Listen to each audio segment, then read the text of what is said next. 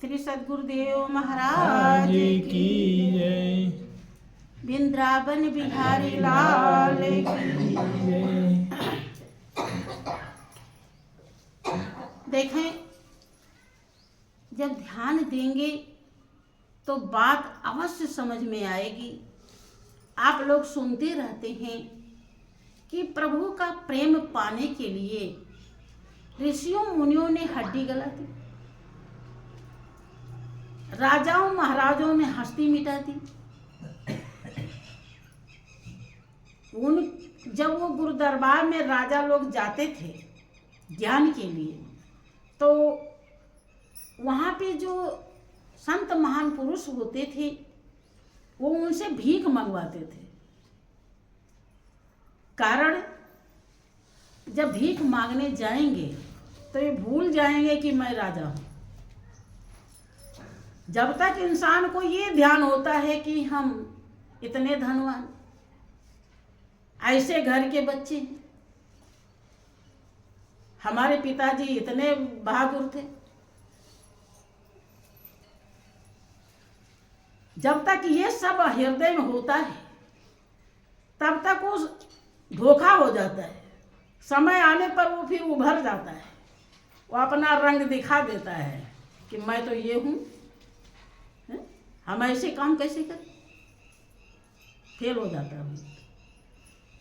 इसलिए पूरा खाक जब में जल हो जाना चाहिए, खत्म हो जाना चाहिए। मैं कुछ नहीं, बस मैं तो खाक का जर्रा था, और क्या थी मेरी हस्ती, मेरी बढ़ गई है कीमत, तूने भर दी है। जब तक ऐसा भाव, इसीलिए महापुरुष राजाओं से भिक्षा मंगवाते थे। अब कहाँ राजा जिसका पूरा प्रशासन है, पूरा देश है, रत्नजड़ी सिंहासन पे बैठता है, सेना फौज नौकर चाकर की गिनती नहीं, वो भीख मांगने जाए, बिना मीटे मांग पाएगा? मिट जाएगा जबकि मैं कुछ नहीं, तभी मांग सकता। इसीलिए ये ऐसा कराया जाता था। जब ऐसा हृदय हो जाता है तब वो समझ पाता है कि प्रभु की याद कितनी सुखदाई है, कितनी कीमती है, और एक प्रेमी भक्त का अनुभव है।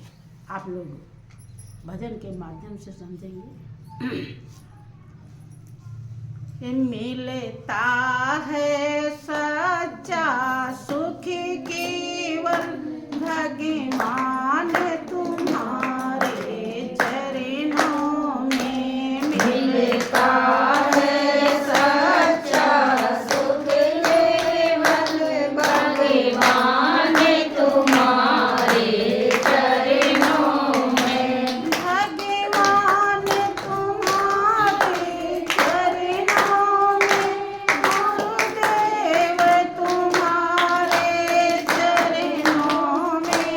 भगवान तुम्हारे चरणों में, गुरुदेव तुम्हारे चरणों में। मिलता है सच्चा सुख केवल भगवान तुम्हारे चरणों में। मिलता है सच्चा सुख केवल भगवान तुम्हारे चरणों में। जब उसे ऐसा अनुभव हो जाता है, सदियों से प्रयासरत होने के बाद जब उसके संस्कार पावन बन जाते हैं, उस पावन संस्कार में ऐसा हृदय निर्मल होता है।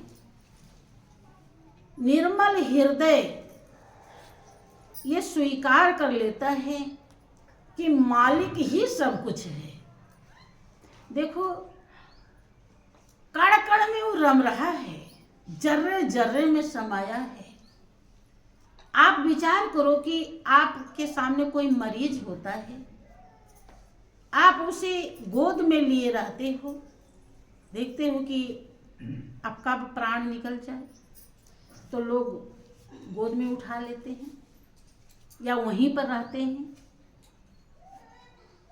फिर भी वो एकदम निकल जाता है तो क्या कोई देख पाता है? अब वो विचार कीजिए कि वो क्या है, कैसा है। वही है जिसका आप ध्यान, जब प्रेमी भक्त समझ जाता है तब वो क्या कहता है कि मिलता है सच्चा सुख केवल भगवान तुम्हारे के मालिक, तू ही एक सच्चा है। जब कोई भी रिश्ते नाते नहीं थे तो भी तू था, और है तो भी है, और नहीं रहेंगे तो क्या करना चाहिए? वो इसीलिए लगन में कोई कमी नहीं रखता। क्या कहता है?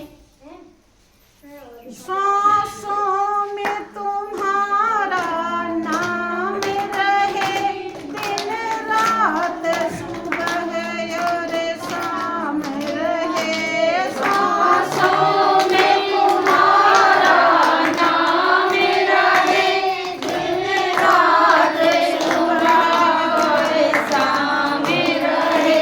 हर वक्त यही बस ध्यान रहे, भगवान तुम्हारे चरणों में। हर वक्त यही बस ध्यान रहे, भगवान तुम्हारे चरणों में। श्वासों में तुम्हारा नाम रहे। सच्चा नाम परमात्मा का कहाँ है? श्वास में। क्योंकि जीव पर जो चीज भी आता है वो झूठा हो जाता है। परमात्मा पावन है, उसका नाम भी पावन है। और दूसरी बात, इस पावन नाम से ही गति मुक्ति होती है।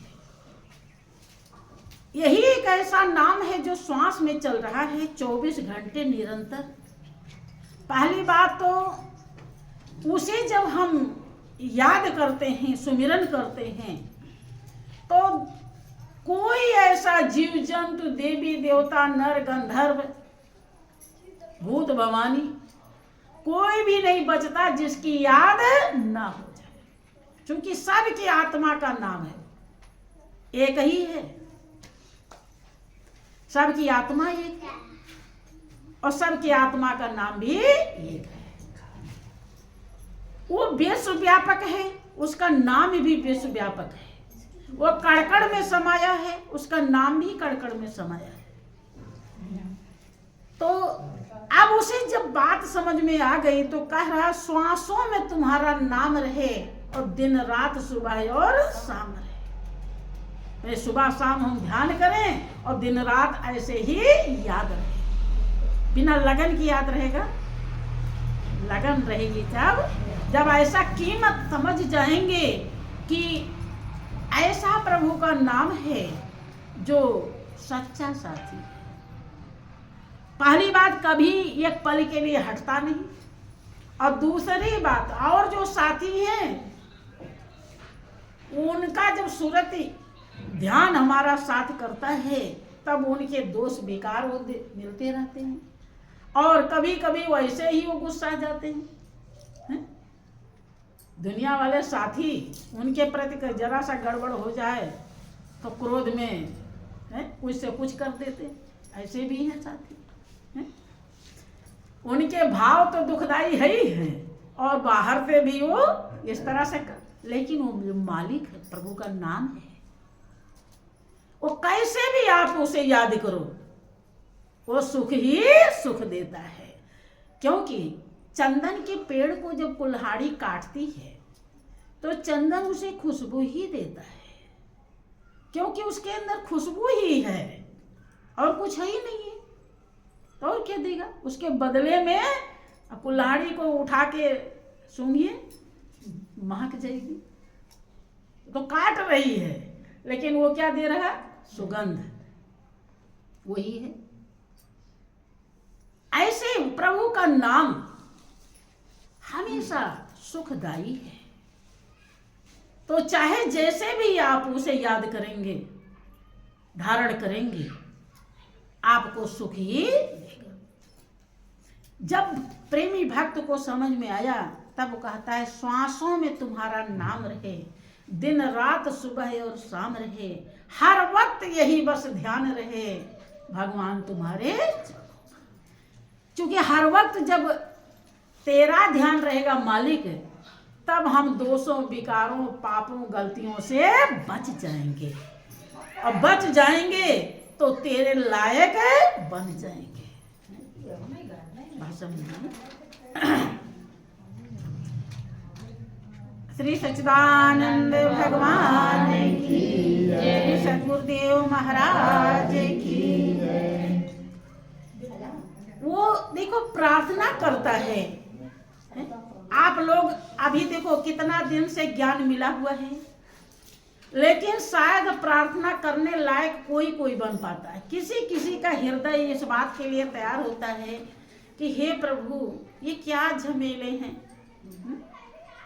झमेलों से जी घबराता है किसी किसी का, सबका नहीं।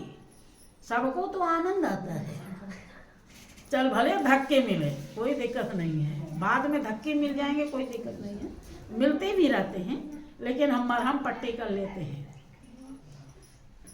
लेकिन किसी किसी का हृदय झमेले से घबराता है, और जिसका घबराता है वो प्रार्थना करता है कि हे प्रभु, मुझे दुनिया ना याद आवे, हे मेरे मालिक दयालु, तू ऐसी कृपा कर कि मुझे तेरी याद आवे।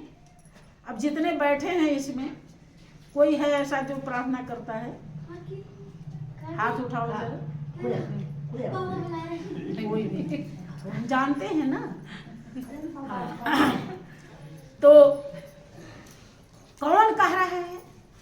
जिसको बात समझ में आ गई वो कह रहा है कि रहे ध्यान तुम्हारे चरणों हर वक्त। मैंने कोई भी समय श्री सच्चिदानंद भगवान की कोई समय ऐसा ना हो कि हे प्रभु तेरी याद ना आए।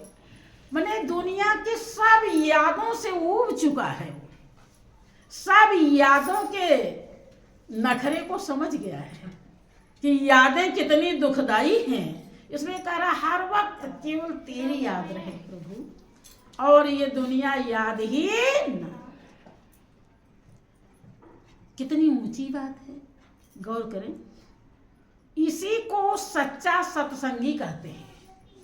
जो सत्य को धारण करना चाहता हो, धारण कर रखा हो, वही है सत्संगी। सत्य का संग ही सत्संग है, अर्थात मालिक ही सत्य है।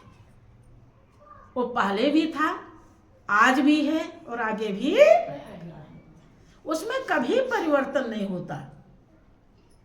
और उससे हम ध्यान लगा लें, हर वक्त ध्यान करें उसका, तो समझिए कि हम सत्य का संग कर रहे हैं। सत्संगी, ये सत्य की महिमा यहाँ सुनाई जा रही है। सत्य का संग तो ज्ञान के द्वारा होता है। जब ज्ञान दृष्टि सद्गुरु देते हैं और वो अविनाशी नाम, अविनाशी स्वरूप जब हम अनुभव कर लेते हैं, वो है सत्य। श्री सच्चिदानंद भगवान की जय, श्री सद्गुरुदेव महाराज की जय। देखिए, फिर वो जब ऐसी सच्चाई समझ जाता है तो देखें, ना समझने के कारण लोग बैठना पसंद नहीं करते, 10 रुपया चढ़ाना पसंद नहीं करते, और क्या करेंगे ज्यादा है? हाँ, अभी देखो कोई गाना बजाना हो रहा हो, दुनिया का कोई काम हो रहा हो, शादी ब्याह हो रहा हो, देखो वहाँ कितने खर्च करते हैं, और वहाँ समय भी देते हैं, पूरा गाड़ी मोटर से जाते हैं, विधि विधान से जाते हैं, काहे? क्या बात है? क्योंकि उसी का कदर है उनके हृदय में, सच्चाई का कदर नहीं है। सच्चाई के लिए कुछ भी कठिनाई नहीं उठाते। देखो, जिसको थोड़ा सा अनुभव हो गया है, समझ आ गई है कि जो गुरुदेव ने हमें दिया है ये सबसे बड़ी दौलत है, सबसे बड़ा हितैषी है, सबसे बड़ा सुख है, सबसे बड़ा शांति है, वो जरूर ध्यान करता है। वो ध्यान में कभी पीछे नहीं। लेकिन जिसे बात समझ में नहीं आई, वो कभी मन कहा तो ध्यान कर लिया, और नहीं तो कोई बात नहीं, रखा है उधर, ले लिया और रख दिया। लेकिन वो प्रेमी भक्त देखे कितना समझ में आ गया है। वो क्या कहता है कि मिलता है सच्चा सुख केवल भगवान तुम्हारे चरणों में, मिलता है सच्चा सुख केवल भगवान तुम्हारे चरणों में। चाहे संकट ने मुझे घेरा हो, चाहे चारों ओर अंधेरा हो, चाहे संकट ने मुझे घेरा हो, चाहे चारों ओर अंधेरा हो, पर चितना डगमग मेरा हो रहे ध्यान तुम्हारे चरणों में, पर चितना डगमग मेरा हो रहे ध्यान तुम्हारे चरणों में। क्या कर अभी इसी में बैठे हैं जितने लोगों, किसी को कोई खबर आ जाए थोड़ी गंभीर किसी भी प्रकार की, ये रुकेंगे, भाग जाएंगे। काहे? क्योंकि उसका महत्व इससे ज्यादा है उनके हृदय में।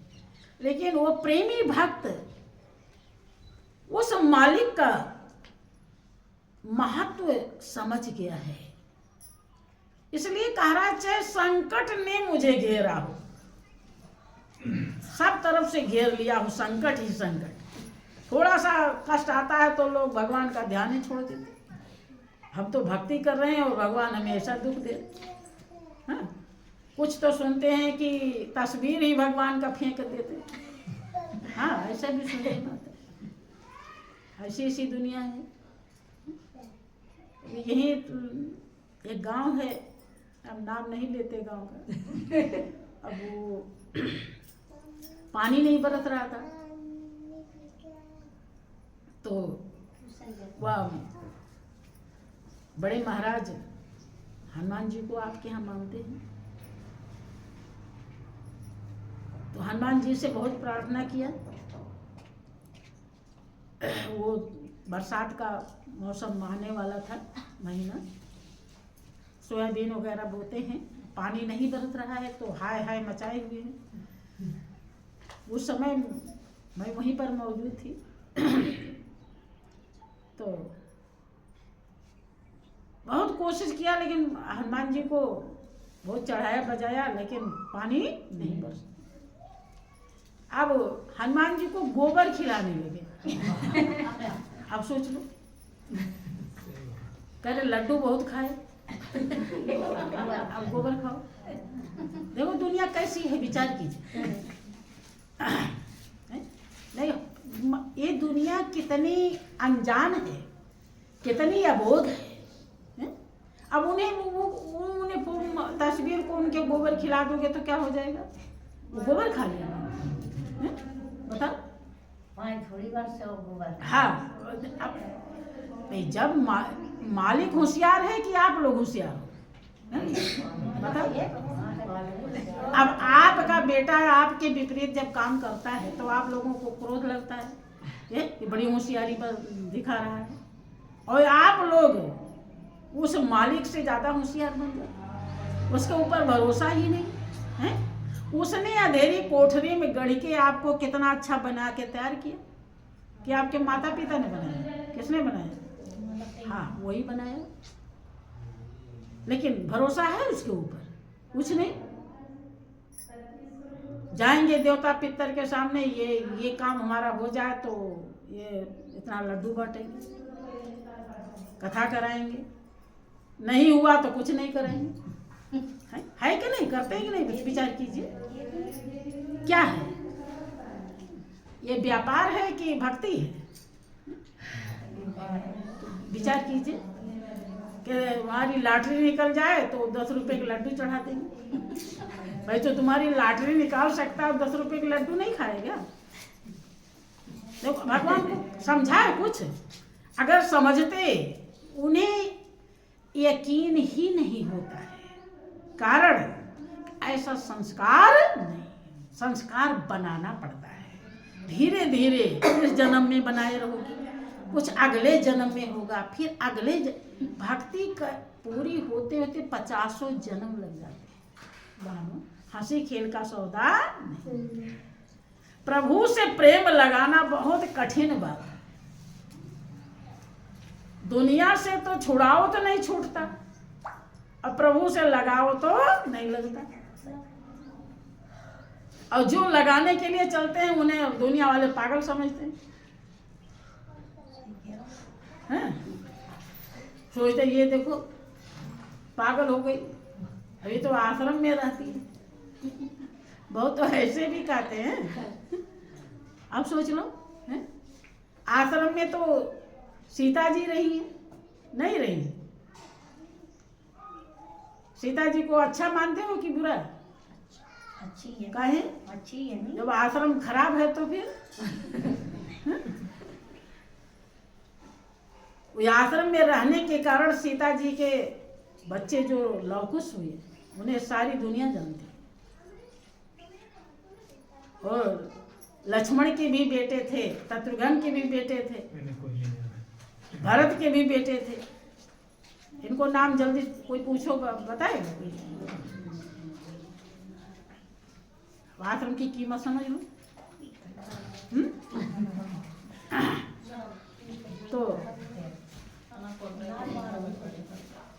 श्री सच्चिदानंद भगवान की प्रेमी भक्त कहता है, चाहे संकट ने मुझे घेरा हो, चाहे चारों ओर अंधेरा हो, पर चित न डगमग मेरा हो, रहे ध्यान तुम्हारे चरणों में। काहे? क्योंकि वो जान गया है। क्या जान गया है? कि परमात्मा ही सब कुछ है और इसके अलावा कुछ भी नहीं है। तो चाहे जितना भी संकट आएगा, अगर मालिक का उसमें ध्यान रहेगा तो वो संकट कुछ भी बिगाड़ नहीं पाएगा। और चारों ओर अंधेरा भी रहेगा और मालिक की अगर याद आ रही तो अंधेरा भी छट जाएगा। अंधेरा भी हमारा कुछ बिगाड़ नहीं सकता। उसे पूर्ण विश्वास है, और विश्वास के बिना भाइयों बहनों भक्ति नहीं होती। बिन विश्वास भगत नहीं, और त्यही बिन द्रवहि न राम, और राम कृपा बिन जीव स्वप्न में न लह विश्राम। बिना विश्वास के भक्ति नहीं होती, और भक्ति के बिना राम की, मालिक की दया नहीं मिलती। दया क्या? दया जानते हैं? यद्यपि आपको धन दौलत रुपया पैसा बाल बच्चे कुछ भी मिलते हैं तो आप इसको भी समझते हैं मालिक की दया है, लेकिन ये सच्ची दया नहीं है, ये झूठी दया है। क्योंकि ये सब आपके नहीं है। आपका कौन है? मालिक है। जब मालिक मिल जाता है, भक्ति से कौन मिलता है? मालिक मिलता है। समझ रहे हैं? इसलिए भक्ति के बिना मालिक की दया, यही दया है। मालिक मिल जाए यही सच्ची दया। जब मालिक मिल गया तो पूरा तीनों लोक संसार किसका है? मालिक का है। फिर कुछ भी बाकी रह जाएगा? जब किसी को पति उसके अनुकूल हो जाता है तो उसके तिजोरी का मालिक कौन रहता है? वही। बात समझ में? ऐसे जो प्रेमी भक्त भगवान को अपना बना लेता है उसके लिए दुनिया संसार सब कोई अपना। बात समझ में?